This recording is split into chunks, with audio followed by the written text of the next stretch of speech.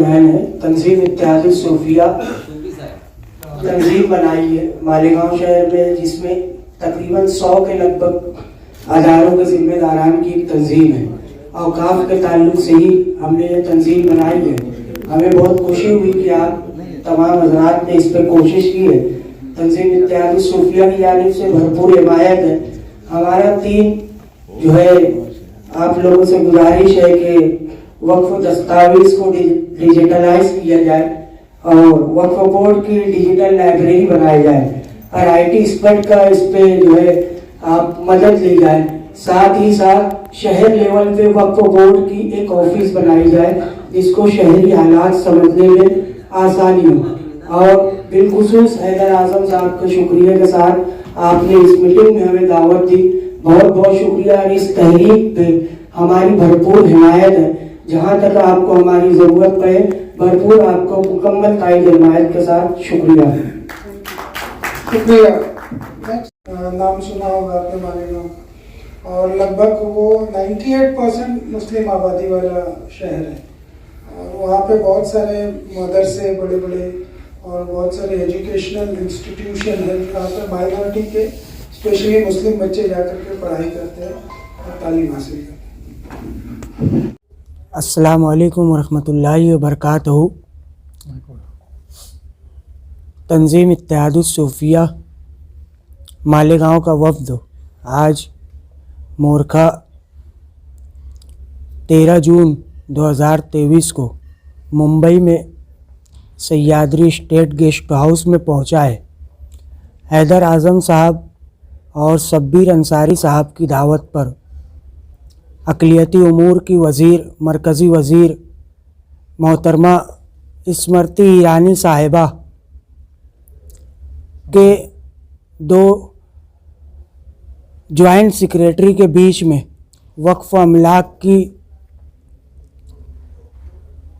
मसाइल के ताल्लुक़ से बातचीत करने के लिए पूरे महाराष्ट्र से वक्फ अमलाक के ट्रस्टियान ज़िम्मेदारान की मीटिंग बुलाई, जिसमें तंजीम इत्तेहाद सूफिया को भी दावत दी, जिसकी नुमाइंदगी करने के लिए हमारे साथ में सूफ़ी मोहम्मद रमज़ान चिश्ती साहब, मोहम्मद रमज़ान, मोहम्मद अब्बास साहब और दीगर रफ़क़ाए कार शामिल है।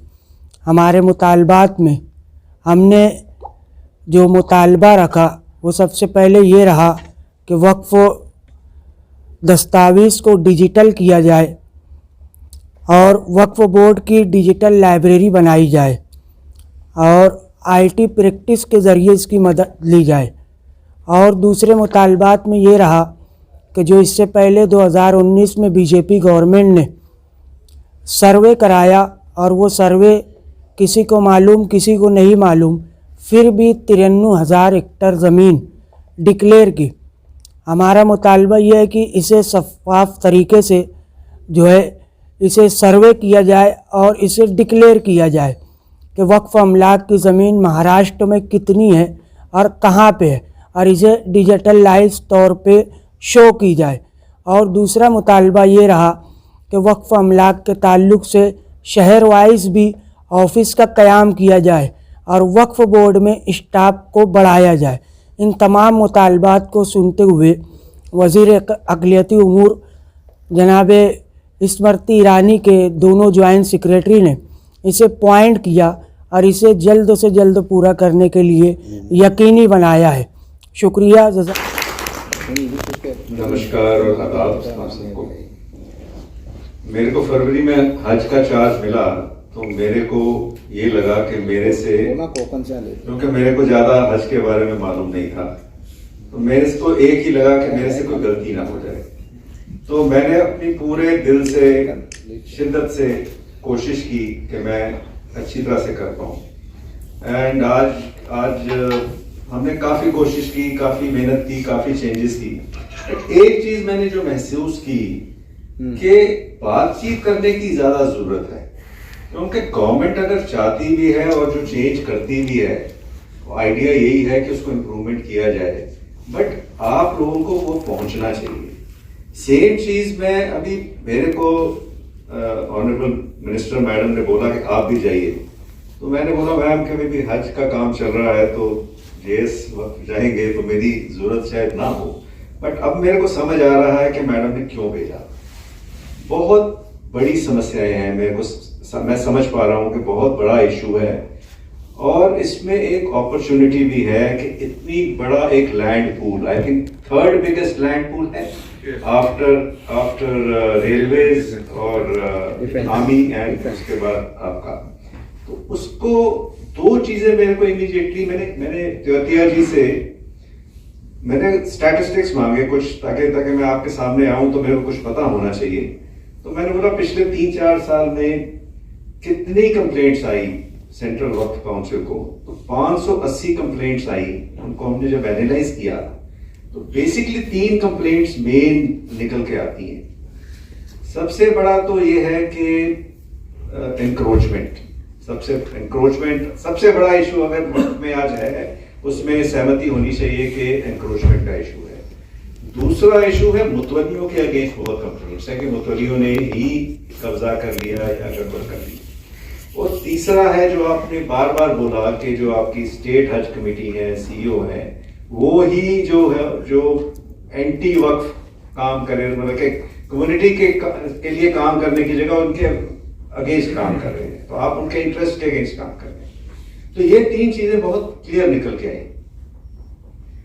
तो ये चीजें मैडम भी बार बार हमसे मांग रही है कि क्या इश्यूज हैं और क्या मसाइल हैं जो कि एक बार समझ आएगी तो उसको हम रिजॉल्व करेंगे। और आपके बीच में आने का मतलब भी यही है कि आपसे समझें कि इश्यूज क्या हैं, तभी अगर हम कुछ चेंज करना चाहें या अगर कुछ इंप्रूवमेंट लाना चाहें तो हमें पता होना चाहिए। एक जो मेरे को चीज क्लियरली समझ आई कि ट्रांसपेरेंसी की बड़ी जरूरत है कि कितनी जमीन है, उसका बेसिक पर्पस क्या था, अगर वक्त बनाया गया वो किस काम के लिए। मैं शायद सही वर्ड ना यूज कर पाऊं क्योंकि मैं आपकी कम्युनिटी से नहीं आता हूं, बट मोटा मोटा मैं समझ गया कि अगर वक्त बनता है तो उसके पीछे कोई ऑब्जेक्टिव रहता है, तो वो कंप्लाई हो रहा है कि नहीं हो रहा है ये शायद अच्छी तरह कोई देख भी नहीं पा रहा। उसके बाद जो इनकम आ रही है उसको प्रॉपरली इनकम अकाउंट फॉर भी हो रही है कि नहीं, उसको अकाउंटिंग सही है, उसकी ऑडिटिंग सही है। अगर वो इनकम अकाउंट फॉर होगी तो ही तो आप पे खर्ची जाएगी। और बिल्कुल आपने वजह फरमाया कि अगर आप इतना बड़ा लैंड पूल हो तो आपको तो किसी गवर्नमेंट की और किसी की हेल्प की कोई जरूरत ही नहीं होनी चाहिए। इसका रेंट ही इतना आना चाहिए कि आपकी सारी कम्युनिटी की एजुकेशन हो जाए। आज अगर सबसे बड़ी अगर जरूरत है कम्युनिटी को तो वो एजुकेशन की जरूरत है। अगर एजुकेशन हो जाएगी तो 99% मसाइल खत्म हो जाएंगे। तो ये गवर्नमेंट भी यही चाहती है कि इसको कैसे ट्रांसपेरेंट किया जाए, कैसे इसको सबसे पहले जो आपने ये शख्स है उन्होंने बड़ी अच्छी बात की जो वामसी पोर्टल की, तो जियो टैगिंग का ऑब्जेक्टिव यही था कि आज हमें पता ही नहीं है कि कौन सी लैंड कितनी है, कहाँ अवेलेबल है, उसको एक पूरी मुहिम बना के शायद हैदर जी एक ये अच्छा एक सुझाव हो कि आप हर डिस्ट्रिक्ट में एक मूवमेंट चलाइए जिसमें कि अगर किसी भी शायद लॉयर हो, जैसे वो पीछे रिजवी साहब राइट तनवीर साहब, सो ऐसे हर डिस्ट्रिक्ट में एक आप अपनी अवेयरनेस कमेटी बना लीजिए जो किसी का भी लैंड का इशू है, आप फाइट करिए समथिंग जस्ट, क्योंकि आपको ही आगे आना पड़ेगा, गवर्नमेंट तो आपको साथ देगी ही देगी। और लैंड रिकॉर्ड्स आपके जो हैं वो बड़े क्लियर होने चाहिए। अगर लैंड रिकॉर्ड्स क्लियर होंगे, डिजिटाइज होंगे, किसी ने बोला डिजिटाइज होंगे, तो 99% समस्याएं खत्म हो जाएंगी। और अकाउंट्स को क्लीन होने की जरूरत है, ऑडिट होने की जरूरत है। मोटा मोटा मेरे को ये आज, क्योंकि मैं इधर आप इस हिसाब से आया कि मैडम ये आपको मैं बता सकूं कि मैडम कितनी इंटरेस्टेड है कि इनको मसाइल को समझाया जाए, उनको रिजॉल्व किया जाए। इसीलिए हम तीनों लोग आए हैं एंड काफी हद तक हम ये बहुत यूजफुल रहा सेशन, एंड आपने राइटिंग में भी दिया है। और अगर इसके बाद भी जो लोग नहीं आ पाए, अगर आपको कोई आइडिया हो और शायद हम बाद में भी बुला सकते हैं, तो जब हम आगे बढ़ेंगे तो मैं बहुत आपका धन्यवाद करता हूं कि आप सब आए, दूर दूर से आए, एंड हम आपके साथ हैं। डेफिनेटली ट्राई करेंगे कि इसको हम ठीक कर पाए जो दरअसल शब्बीर अंसारी साहब का शुक्रिया अदा करना चाहूँगा कि उन्होंने पूरे महाराष्ट्र से अलग अलग जगहों से लोगों को यहाँ बुलाया और इस प्रोग्राम को ऑर्गेनाइज किया है। आप सबकी बातें हम लोगों ने सुनी हैं, बहुत सारे प्रॉब्लम्स आप लोगों ने अपने बताए हैं और इसमें से काफ़ी सारे प्रॉब्लम्स यहाँ पे ही नहीं और जगहों पे भी हैं। तो सेंट्रल गवर्नमेंट इन सारे प्रॉब्लम्स को रिजॉल्व करने के लिए बिल्कुल कमिटेड है। ये भी एक रीज़न है कि हम लोग खुद जाकर के फील्ड में लोगों से डिस्कस करते हैं और यहाँ पर आकर के हम लोगों ने आपकी बातें सुनी हैं और आपकी जो भी बातें हैं, भले ही आपने उसको लिख करके दिया हो या सिर्फ कहा हो, हम लोग श्योरली वापस लेकर के जाएंगे अपने ऑफिस में और कोशिश करेंगे कि ज़्यादा से ज़्यादा प्रॉब्लम्स कम से कम समय में हम रिजॉल्व कर पाएं। बहुत सारे प्रॉब्लम्स आप लोगों ने हमें बताए, जिसमें कि एनक्रोचमेंट एक बहुत बड़ा प्रॉब्लम है और ये बहुत ही अजीब सी बात है कि जहाँ पर हजारों लाखों एकड़ जमीन जिस कम्युनिटी के पास हैं, विरासत में मिले हैं, उसके होने के बावजूद भी आजकल मस्जिदों में चंदा होता है, लोग 10 रुपए, 20 रुपए, 50 रुपए जमा करते हैं, तो उससे मस्जिद का मेंटेनेंस होता है, कब्रिस्तान का मेंटेनेंस होता है। ये बड़े अफसोस की बात है। इतनी ज्यादा जमीन ऐसे प्राइम लोकेशंस पे मौजूद है जिनका अगर सही ढंग से इस्तेमाल किया जाए तो मुझे लगता है कि कम्युनिटी के सारे बच्चे अच्छे स्कूलों में पढ़ सकते हैं। तो एक तरफ तो सरकार पूरी कोशिश करेगी कि ये सारे प्रॉब्लम्स को हम रिजॉल्व करें जल्दी से जल्दी, लेकिन इसमें आप लोगों के मदद की भी बहुत जरूरत है। जैसे कि आप लोगों ने ये इश्यूज हमें बताए, ऐसे इश्यूज आप लोग अगर सेंट्रल गवर्नमेंट को रेगुलरली उसकी नोटिस में लाया करेंगे, इंक्रोचमेंट कहाँ कहाँ पे हो रहे हैं, कैसे उनको रोकना है, ये सजेशंस अगर आप देते रहेंगे तो सेंट्रल गवर्नमेंट उसको देखेगी। भले ही ये state government, state Waqf board direct maintenance of Waqf में इन्वॉल्व होते हैं, वक्फ का जो डायरेक्ट मैनेजर है वो तो मुतवल्ली ही है, लेकिन स्टेट वक्फ बोर्ड एक बहुत ही इंपॉर्टेंट रोल अदा करता है। इसीलिए मैं देख रहा हूं कि बहुत सारे आपके कंप्लेन स्टेट वक्फ बोर्ड के खिलाफ भी हैं। आप लोगों ने ये भी कहा कि कुछ मेंबर्स हैं जो कि चेंज होने चाहिए, कुछ एक्शंस हैं जो कि वक्फ बोर्ड को समय पर लेना चाहिए, लेकिन वो लोग छोड़ देते हैं, सालों साल तक छोड़ देते हैं। तो ये भी बात है कि इस वक्फ बोर्ड में जो भी मेंबर्स हैं या चेयरपर्सन हैं, वो सब इलेक्टेड मेंबर्स हैं, अलग अलग कैटेगरी के इलेक्टेड मेंबर्स हैं। तो कैसे हम इसको बदल सकते हैं, ये भी बहुत ही इंपॉर्टेंट बात आप लोगों ने रेज की है। कैसे हम ऐसे मेंबर्स को उसमें डालें जिससे कि वक्फ बोर्ड और वक्फ की भलाई के लिए वो सही समय पर काम करें, प्रॉब्लम्स को रिजॉल्व करने की कोशिश करें।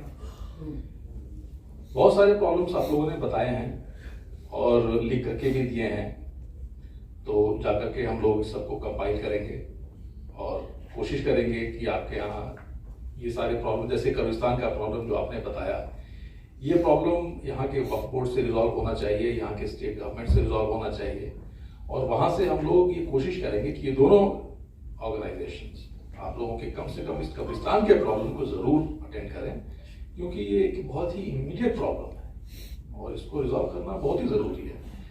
तो कुछ इसमें से ऐसे इश्यूज हैं जिसपे हम लोग इमीडिएट एक्शन की कोशिश करेंगे, कुछ ऐसे इश्यूज हैं जो कि हो सकता है कि थोड़ा समय लगे, जैसे कि वक्फ बोर्ड के कॉन्स्टिट्यूशन को ही चेंज करना, इसमें रूल को चेंज करने की जरूरत पड़ सकती है, इसमें हमारे जो रेगुलेशंस है उसको चेंज करने की जरूरत पड़ सकती है, तो उसमें समय लग सकता है। लेकिन हमारी पूरी कोशिश ये होगी कि आपके जो जितने भी सुझाव हैं उन सब पर हम लोग गौर करें और हमें जो भी रेगुलेशंस में चेंज करने की जरूरत है या इंस्ट्रक्शंस इशू करने की जरूरत है, वो सारे इंस्ट्रक्शंस हम समय पर इशू कर दें, जिससे कि आपके प्रॉब्लम्स रिजॉल्व हो जाए। Thank you very much.